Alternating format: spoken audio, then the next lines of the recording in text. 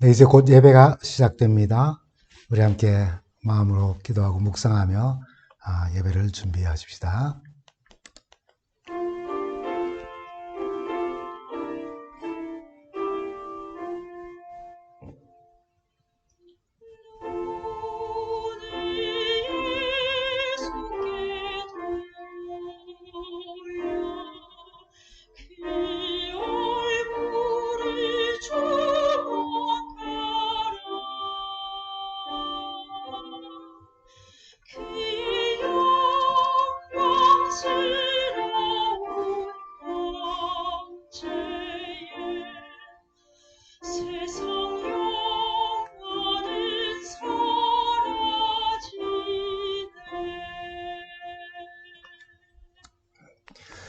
우리 다 함께 찬미 380장 찬미하며 예배를 준비하겠습니다.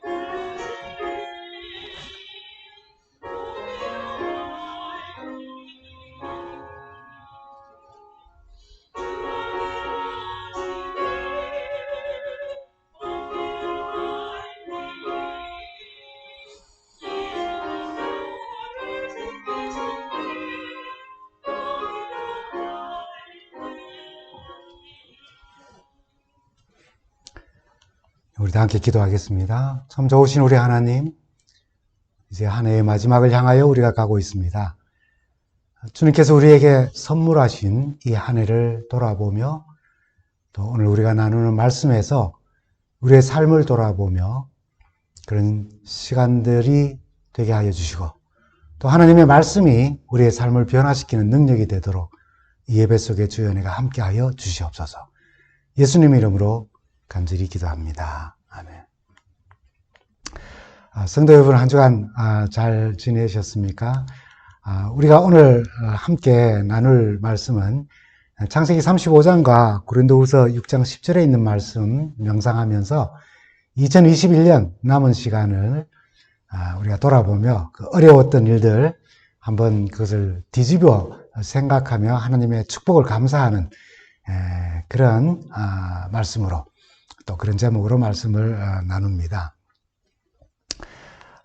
여러분, 이 창조적인 사고방식을 소개하는 책들이 굉장히 많습니다. 생각의 탄생, 과학자의 생각법, 내 아이를 키우는 상상력의 힘, 다르게 생각하는 연습, 생각을 발견하라, 생각만큼 잘한다, 창의력 깨우기, 정말 굉장히 많이 있습니다. 근데 결국 이러한 서적들이 말하는 그 공통점의 하나는 좀 낯설게 느낄지 모르지만은, 기존에 생각해왔던 것과는 달리 좀 한번 거꾸로 좀 생각해 보라는 그런 내용의 근거들이 거기에 있습니다.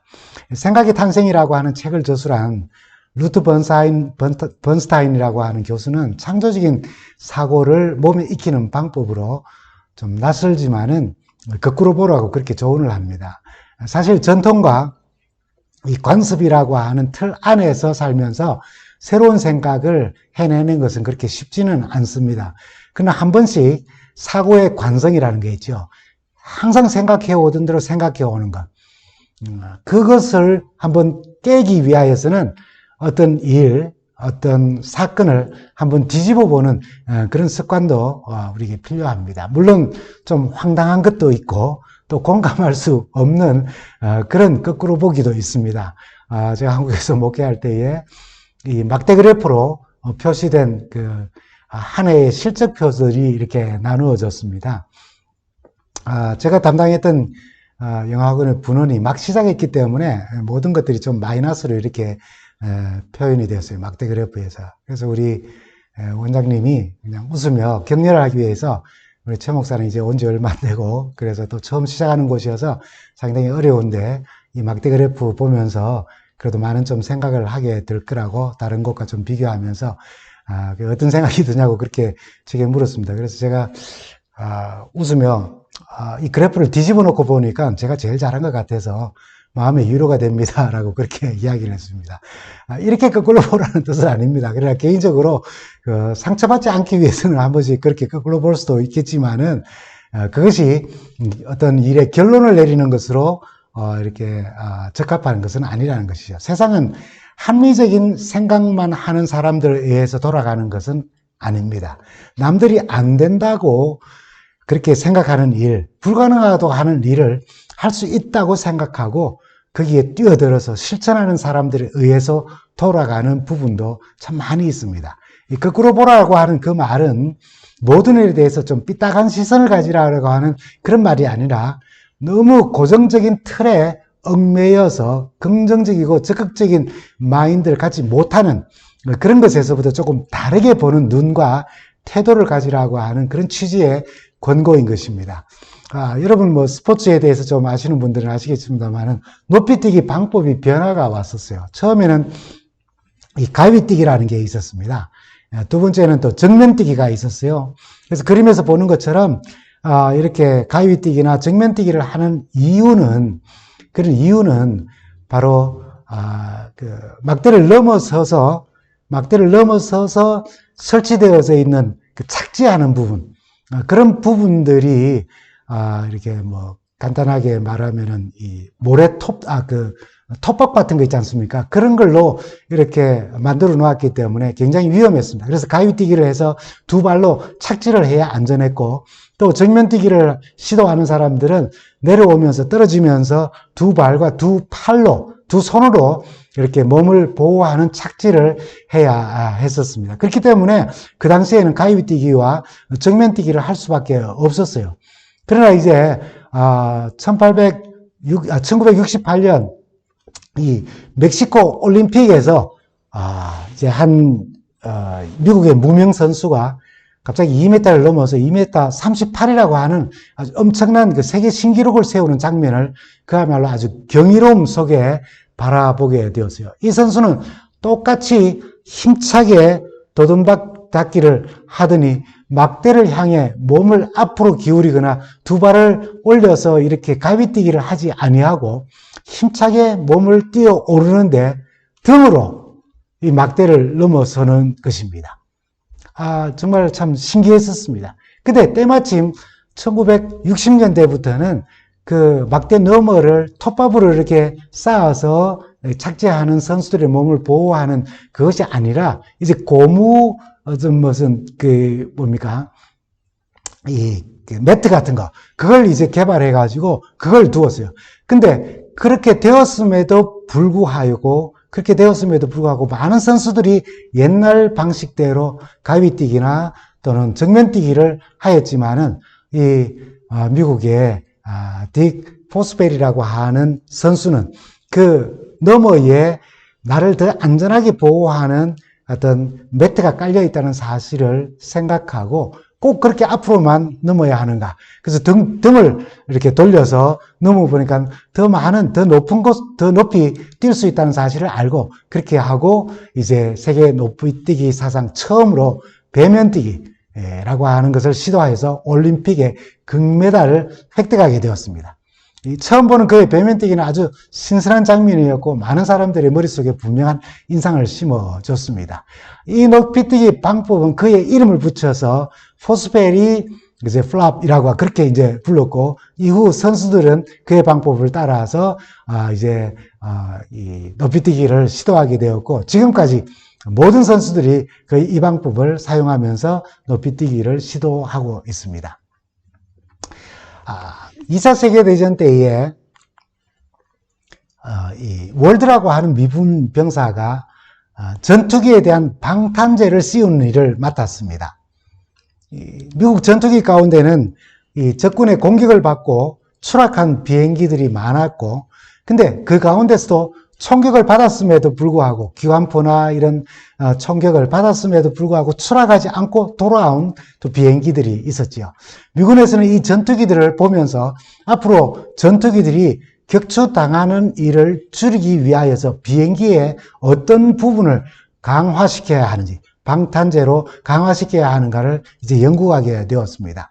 많은 사람들이 귀환한 전투기들을 보고 총격을 받은 부분, 그 부분에 총격을 받았으니까 그 부분을 더 강화시켜야 한다고 그렇게 생각을 했습니다. 근데 월드는 이 귀환한 이 전투기들을 면밀히 살펴보고는 총탄 자국이 있는 곳이 아니라 총탄 자국이 거의 없는 부분 혹은 하나도 나지 않는 부분에 방탄재를 대기 시작하고 그것을 강화시키기 시작했어요.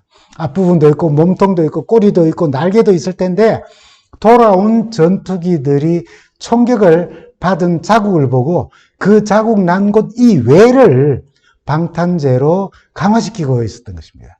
왜 그랬을까요? 다른 사람들과 다르게 생각했습니다. 왜냐하면 지금 돌아온 전투기들이 총탄을 맞은 그 부분들은 그게 총알 공격을 받았음에도 불구하고 총탄을 받았음에도 불구하고 돌아왔다는 것은 그것이 이 비행기가 추락하는 원인이 되지 않는다는 것을 알았어요.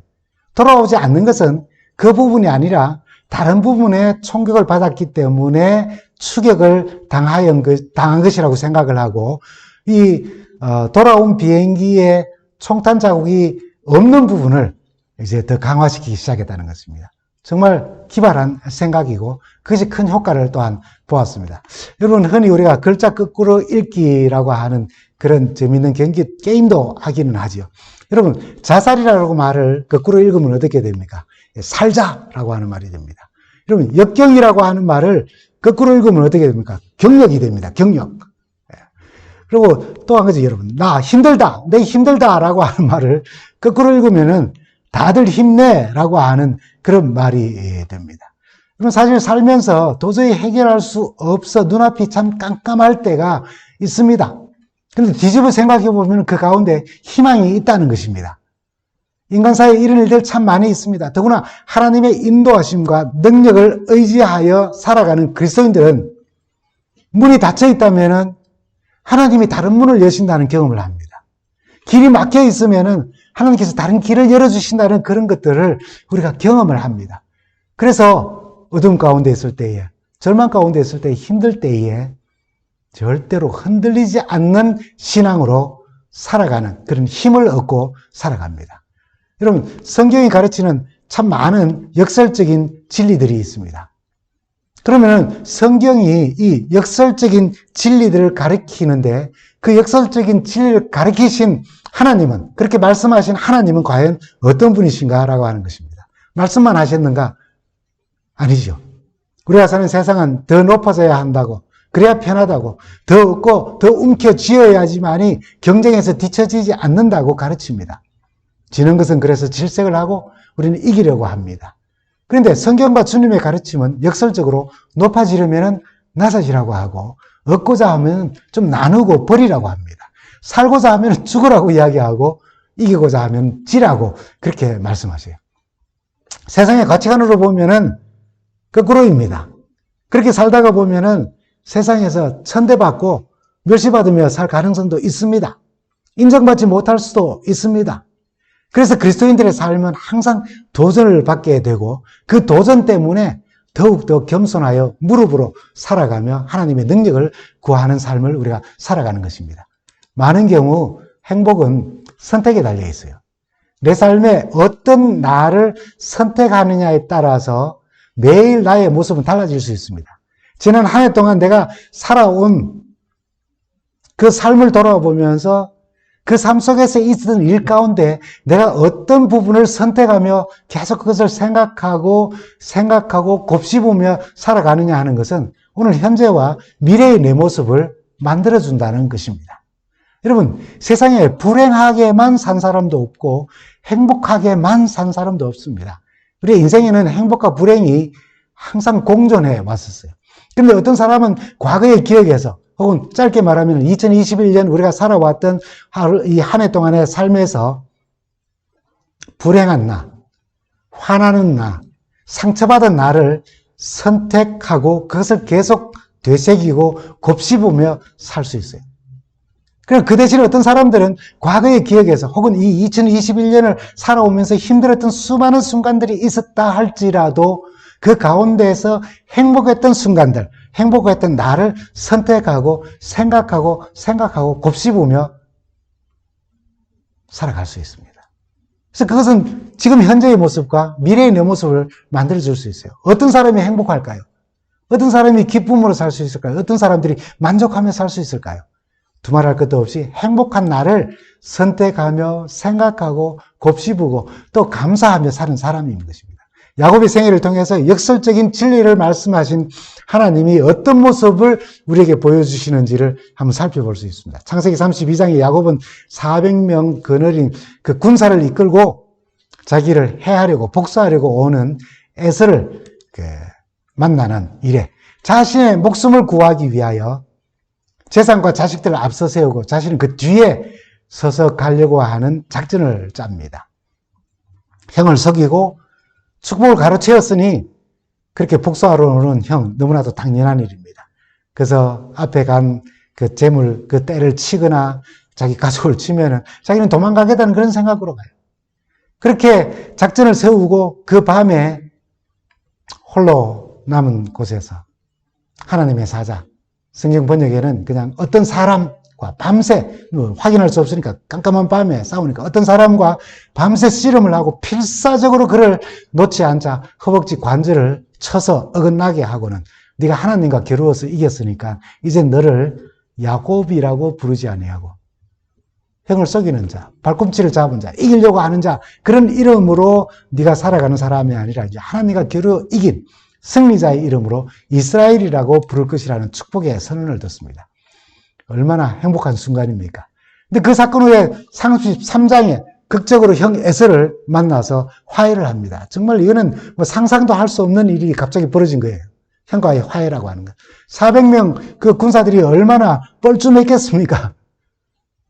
돈도 받았을 테고 훈련도 받아가지고 그렇게 왔는데 얼굴을 보자마자 서로 얼굴을 어긋맞고 하나님을 보는 것 같은 기쁨이 있다고 그렇게 서로 화해를 하는 것입니다.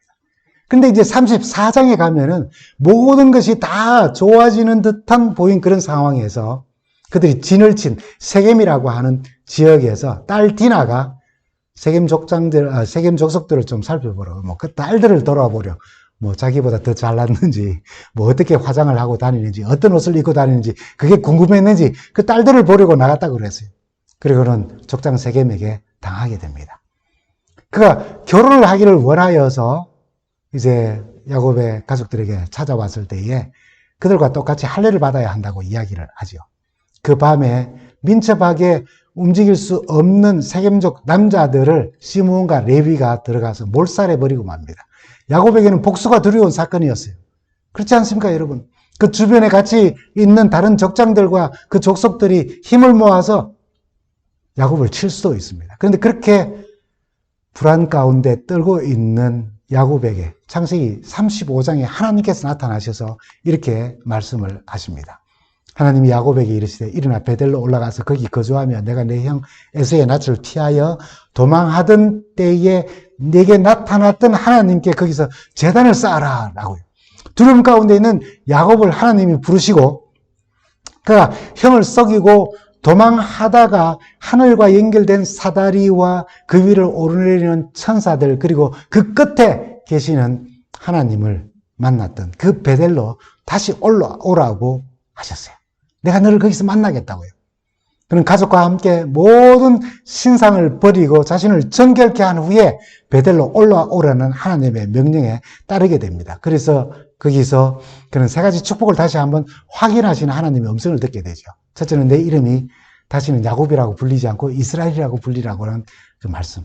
둘째는 네가 생육하며 번성하여서 땅에 충만하게 될 것이라는 거예요. 셋째는 왕들이 내 후손을 통하여서 나오리라는 그런 말씀이었습니다. 이 축복의 약속뿐 아니라 세겜을 비롯한 그 주변 부족들이 아무도 야곱을 해하지 않는 기적 같은 일이 일어난 것입니다. 복수하지 않았어요. 복수의 그 피비린내 나는 어떤 이 살해당하는 어떤 일들이 일어나지 않았던 거예요. 지금까지 삶과 신앙의 굴곡은 아주 심했지만 하나님의 섭리로 축복이 약속되었고, 그리고 이젠 그 복을 누리고 나누는 일만 남은 듯 합니다. 고생 끝일 것 같아요. 이제 만사 형통이라는 말이 야곱 앞에 펼쳐질 것 같습니다. 그런데 이 약속을 한 후에 야곱은 그 4명의 아내 중에 가장 사랑하는 라헬에 대한 이야기가 18절부터 다시 나오게 됩니다. 모든 것이 끝났다고 생각되어지는, 행복만 남아있다고 생각되어진 그 순간에 라헬이 해산하게 되어 심히 고생하여 그가 난산할 즈음에 산파가 그에게 이르되 두려워하지 말라. 지금 내가 또 등남하니라. 남자를 낳는다고 그렇게 축하하는데 그가 죽게 됩니다. 그의 혼이 떠나려 할 때에 아들의 이름을 베논이라 불렀다 그랬어요. 베논이라고요. 지금까지의 삶과 그런 굴곡을 통하여서 하나님의 섭리로 축복이 약속되어졌고 이제는 복을 누리고 나누는 일만 남은 듯한데, 이 약속 후에 야곱은 그의 아내 중에 가장 사랑하는 아내 라헬을 잃게 됩니다.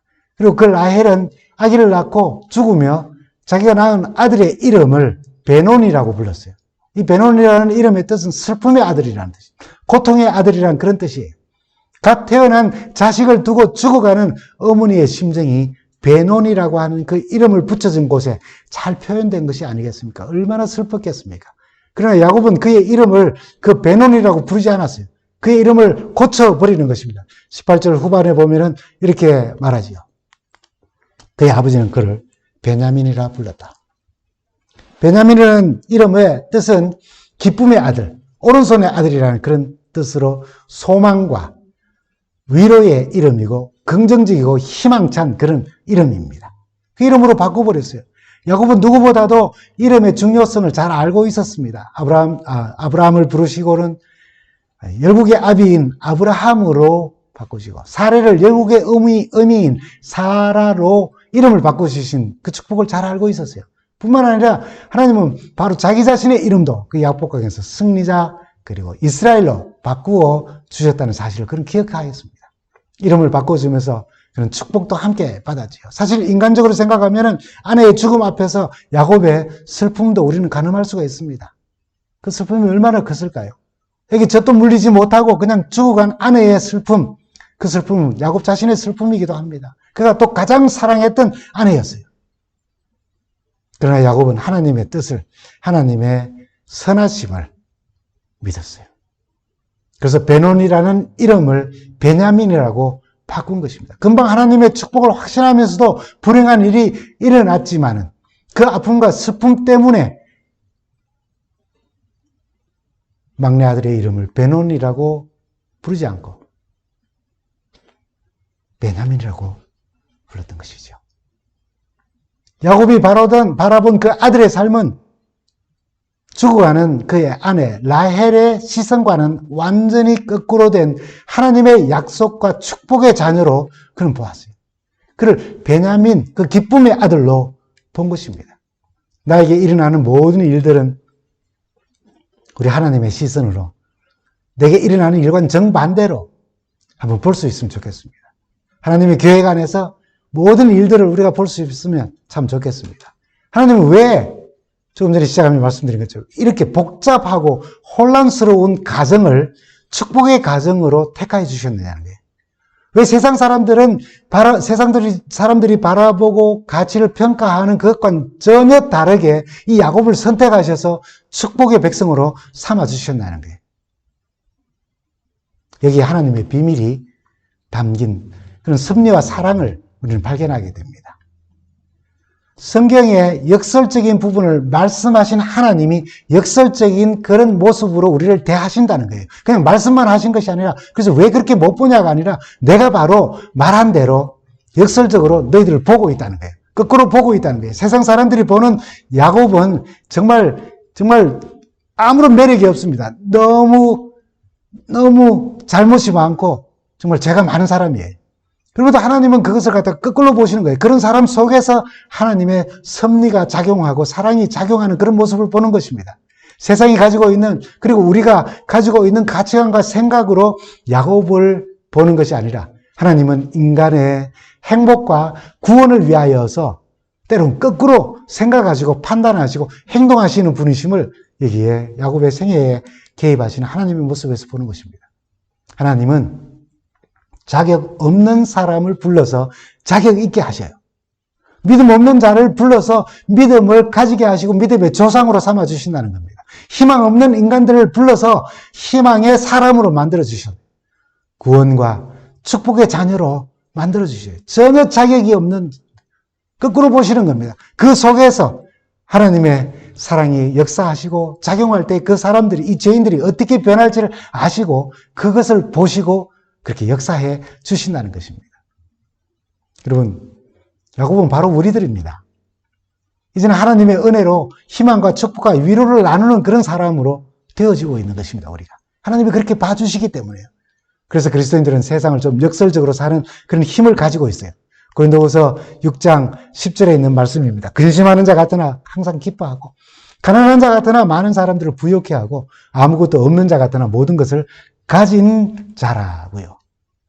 그럼 우리가 그렇게 살아가는 사람들 아닙니까? 왜 그렇습니까? 세상이 우리를 보는 방식과 다르게 하나님이 우리를 보시는 그 방식을 우리가 알기 때문에 그래요. 우리의 구원을 위하여 하나님께서 우리를 그렇게 보시는 것이에요. 그렇게 대하시는 것입니다. 그렇게 만드시고야 마시는 거예요. 그래서 성경의 인물들을 보면은 그들이 겪은 고난을 통해서 하나님의 은혜와 사랑을 그 가운데서 얻는다는 그런 고백을 합니다. 시편 119편 67절에 이렇게 말씀하시죠. 고난 당하기 이전에는 내가 그렇게 행하였는데 고난을 당하고 나니까 이제 주의 말씀을 내가 지키는 사람이 된다고요.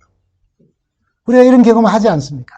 야고보서 1장 2절과 4절에는 너희가 여러 가지 시험을 당하거든 온전히 기쁘게 여기라고요. 이는 너희로 온전하게 구비되고 조금도 부족함이 없는 사람이 되게 하기 위함이라고요. 우리가 시험을 당하거나 고난을 당하면은 그것을 기뻐하고 받아들일 수 있고 그것을 견뎌낼 수 있어야 한다는 것입니다.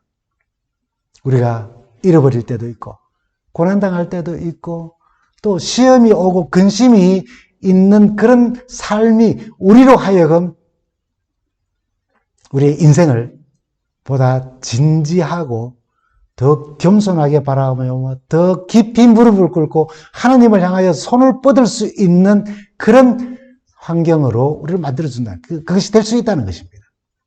왜 그렇습니까? 세상이 우리를 대하는 방식과 다르게 하나님이 우리를 그런 가운데서 이렇게 세우셔서 우리를 참 행복자로 만들어주시는 하나님의 역사가 있다는 사실을 우리가 알기 때문입니다.